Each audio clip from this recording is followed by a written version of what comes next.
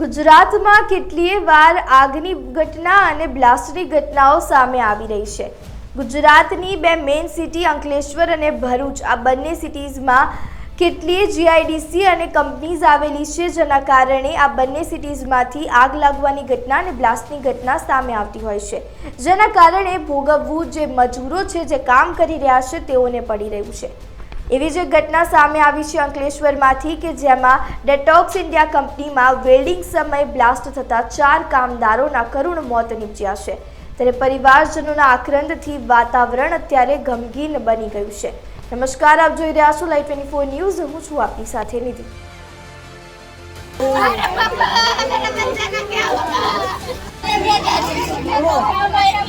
कमर के नीचे का पार्ट जंगल में मिला है। अब ये समझ में नहीं आ रहा है कि 100 मीटर बॉडी उड़ के 100 मीटर वहाँ कैसे आ गई।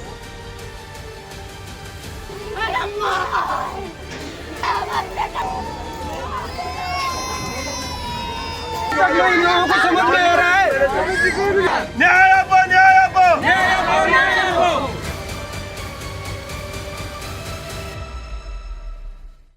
આ ઘટના છે અંકલેશ્વરમાં આવેલી ડેટોક્સ ઇન્ડિયા કંપનીની કે જ્યાં આગળ વેલ્ડિંગ સમયે બ્લાસ્ટ થયો અને આ બ્લાસ્ટમાં 4 લોકોના મોત થયા। હવે આ કંપનીવાળા સંચાલક જે છે એ એટલા નિર્દય છે કે આ પરિવારજનોને તેમના જે સ્નેહીજનો છે કે જે 4 લોકો મરી ગયા છે તેમને નથી મળવા દઈ રહ્યા, જેને પગલે ભારે અરાજકતા અત્યારે આ કંપની સામે જોવા મળી રહી છે। કંપનીમાં 200 થી વધારે કામદારો કામ કરી રહ્યા છે। ત્યારે અત્યારે એક મહિલા હાથમાં બાળક સાથે કંપની પર પહોંચી હતી। એક હાથમાં બાળક અને પતિ સલામત છે કે નહીં તેની લલાટે દેખાતી ચિંતાઓ વાતાવરણને ગમગીન બનાવી દે છે।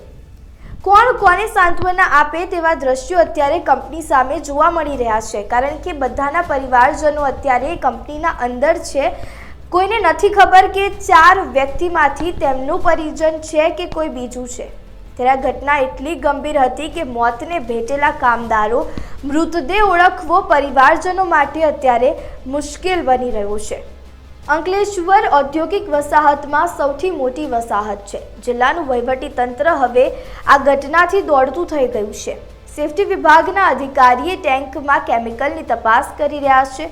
ત્યારે ડેટોક્સ કંપનીમાં 75 KLની ક્રીડ ટેન્કમાં વેલ્ડિંગ સમયે ધડાકાની ઘટના બની હતી તેવું હવે જાણવા મળ્યું છે। ત્યારે કોઈ આ જે ઘટના છે તે કોઈ પહેલી ઘટના નથી, કારણ કે કંપનીઓમાં આવા અનેક વાર બનાવો બની ગયા છે અને બનતા રહે છે, છતાં પણ સેફટીનું કોઈ પણ પ્રકારનું ધ્યાન નથી આપવામાં આવી રહ્યું। સેફટી એન્ડ હેલ્થ વિભાગના અધિકારીઓ દ્વારા સમયાંતરે કંપનીમાં જો વિઝિટ કરવામાં આવે અને સેફટી અને હેલ્થ વિભાગ આ વસ્તુનું ધ્યાન રાખે અને છાશવારે જે આ ઘટનાઓ બની રહી છે તેના ઉપર જો આ લોકો ધ્યાન આપે અને વિઝિટ કરતા રહે તો તેના ઉપર નિયંત્રણ આવી શકે છે।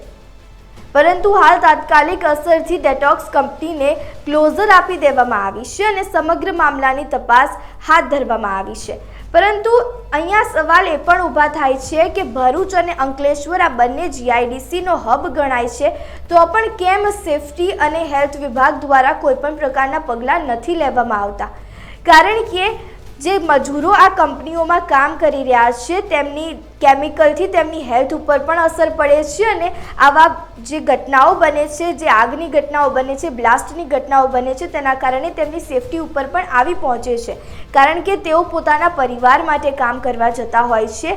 ત્યારે અહીંયા એક પરિવારના મુખ્ય માણસનું જ જ્યારે મોત નીપજે છે ત્યારે પરિવાર ઉપર શું વીતતી હોય છે તે આ કંપની સંચાલકો નથી સમજી શકતા, પરંતુ જિલ્લાનું જે વહીવટી તંત્ર છે તેમને આ ભરૂચમાં અંકલેશ્વરમાં જે ઘટના બની છે તેનાથી એક શીખ લેવી જોઈએ કે તેઓ સેફટી અને જે હેલ્થ વિભાગ છે તે વિઝિટ કરે, વારંવાર વિઝિટ કરે અને આ જે આવા ઘટનાઓ બની રહી છે વારંવાર છાશવારે આ ઘટનાઓ સામે આવે જ છે।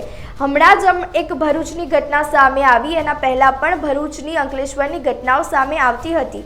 અહીંયાથી ડ્રગ્સ મળી રહ્યું છે, ત્યારે અહીંયાથી અંકલેશ્વર અને ભરૂચ બંનેમાંથી ડ્રગ્સ પણ મળી રહ્યું છે અને જે દૂષણયુક્ત પાણી છે, ઔદ્યોગિક વસાહતો છે જે દૂષણયુક્ત પાણી છોડે છે તેના કારણે ત્યાં આગળ જે શહેરીજનો રહે છે તેમને પણ ઘણા નુકસાનો થઈ રહ્યા છે, છતાં પણ જે તંત્ર છે તેમના દ્વારા કોઈ પણ કડક પ્રકારની કાર્યવાહી નથી કરવામાં આવી રહી।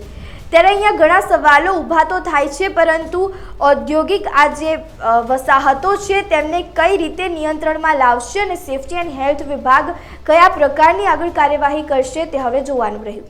आज डेटॉक्स इंडिया प्राइवेट लिमिटेड में एक्सीडेंट हुआ है जहां एक रिएक्टर फटा है, जिसके अंदर 10 से 12 बॉडी मिल नहीं रही है और कहाँ है पता नहीं चल रहा। किसी के हाथ मिल रहा है, किसी के पैर मिल रहा है, किसी का कुछ मिल रहा है। अभी थोड़ी देर पहले न्यूज़ आई कि ये 4 जन हैं, इनका सर्टिफाइड नहीं हो रहा है, जिसमें नाम है एक हरिनाथ यादव, पीयूष पासवान, मुकेश यादव, अशोक ठाकुर और 7 से 8 लोग हैं जिनका पता नहीं है।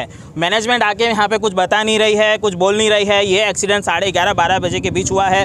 अभी तक जो कि 4 बजने आ गया, अभी तक ये लोग कुछ जवाब नहीं दे रही है।